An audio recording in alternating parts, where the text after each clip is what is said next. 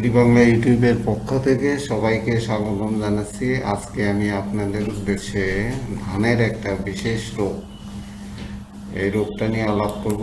আপনারা ভিডিওটা শেষ পর্যন্ত দেখবেন।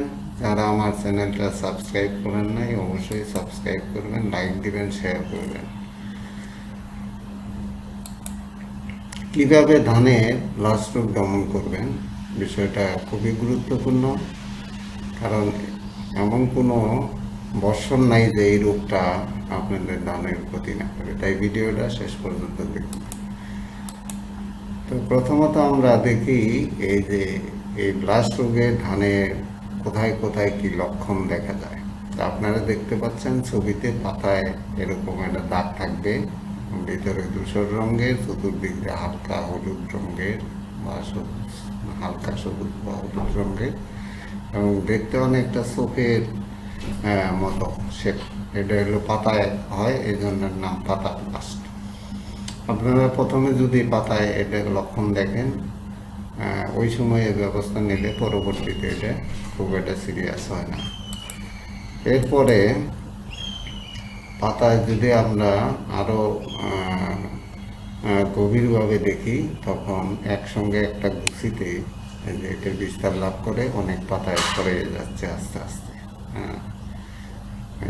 চোখের মতো শেপ আস্তে আস্তে ছড়িয়ে যাচ্ছে। এরপরে এই রোগটা আরও অনেক জায়গায় থাকে, ধান গাছে, যেমন গিট ব্লাস্ট করা। গিট হলে এখানে আপনি পছন্দ ধরবে এবং গিটটা ভেঙে পড়ে যাবে। এই যে গিট পরবর্তী অবস্থা, যে গিট ভেঙে পড়ে যাচ্ছে, এটার নাম গিট ব্লাস্ট। আপনারা এই অবস্থা দেখলে এটা অনেক পরবর্তী স্টেজ রোগের। আচ্ছা, এরপরে আপনার এটা আমাদের ধানের শীষে সবচেয়ে মারাত্মক হয় শীষ ব্লাস্ট।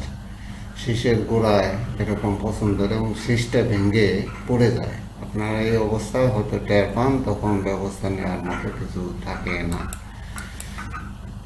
ব্লাস্ট রোগের লক্ষণ যদি আপনারা গভীরভাবে দেখেন, দেখবেন যে ধানের শীষের যে নোটগুলো আছে, এই নোটগুলোতে এরকম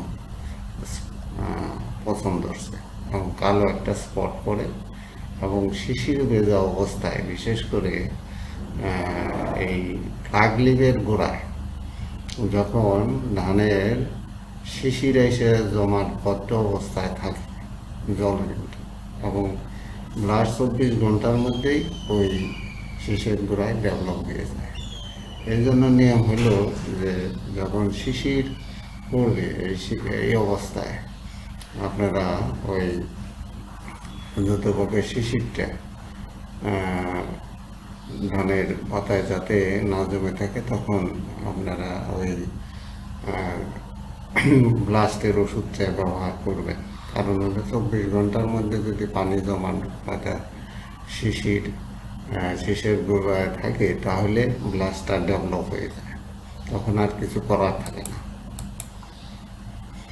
আচ্ছা, এখন দমন ব্যবস্থাপনার মধ্যে আমাদের বিভিন্নভাবেই আমরা ব্যবহার করি।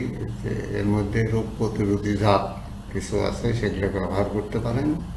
বিশেষ করে আমাদের ধান গবেষণার ব্লাস্ট প্রতিরোধী বেশ কিছু জাত ব্যবহার করা হয়, এবং সংবেদনশীল জাত ব্যবহার না করাই ভালো। আর মাটিতে জৈব সার সুষম মাত্রায় সব ধরনের সারের সাথেই ব্যবহার করতে হবে। জৈব সারটা বিশেষ করে ব্যবহার করতে হবে।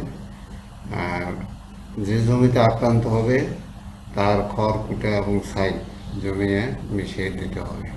এটা জমিতে মিশিয়ে দিতে হবে, পুড়িয়ে ফেলতে হবে। আর সুস্থ গাছ থেকে বীজ সংগ্রহ করতে হবে।